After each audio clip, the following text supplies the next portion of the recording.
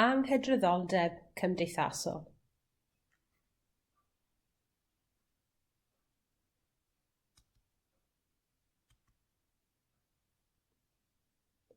Yn aml, mae anghydraddoldeb yn cael ei fesur yn o faint o gyfoeth sydd gan unigolion. Gall anghydraddoldeb hefyd fod ar sail y canlynol, dosbarth cymdeithasol, rhywedd, ethnigrwydd, oed, iechyd, neu leoliad daearyddol. Mae yna ddau fath o dylodi. A'r cyntaf yw tylodi absolute poverty, yw pan nad yw unigolion yn gallu fforddio prynu nwyddau sylfaenol bywyd, fel bwyd a diod, dillad a lloches. Dyma ffurf fwyaf eithafol ar dylodi, ble mae incwm sydd gan deuluoedd neu unigolion yn golygu bod yn cael anhawster, cael gafel ar anghenion mwyaf sylfaenol y gymdeithas. Yr ail fath o dylodi yw tylodi cymharol, relative poverty, a dyma pryd nad yw unigolion yn gallu fforddio prynu beth mae eraill o'i hamgylch yn gallu prynu.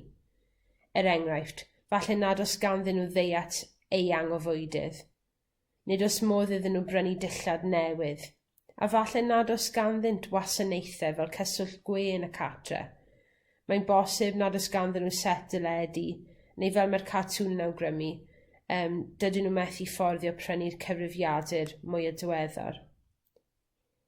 Mae tylodi cymharol yn ffordd fwy soffistigedig o fesur tylodi, gan ei fod yn cymryd i ystyriaeth beth yw normau safonau byw o fewn gwledydd penodol. Mae'n dangos natur amlheunog o broblem a sut mae tylodi yn datblygu gyda newidiadau cymdeithasol. Allgau cymdeithasol, social exclusion.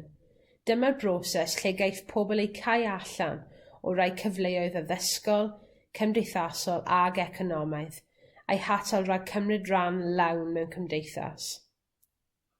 Mae'n golygu bod unigolion yn dioddau cyfres o broblemau cymdeithasol yr un pryd. Enghraifft, os ydych chi'n byw mewn ardal wledig, falle nad oes ganddoch chi fynediad at gludiant cyhoeddus, a mae hyn yn gallu gwneud i chi deimlo'n ynysig iawn.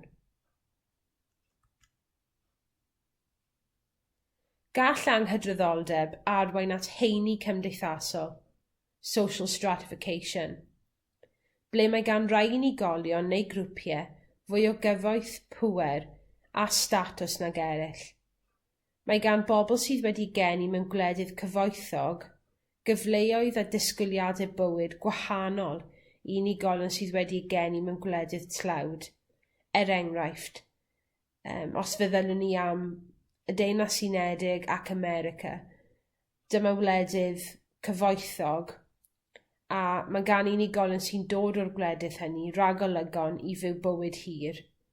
Ond os ni'n cymharu hyn gydag unigolion sy'n byw mewn gwledydd yn Affrica, enghraifft, yn Ethiopia neu Sudan, fan hyn mae ragolygon bywyd yr unigolion yma llawer fyrrach.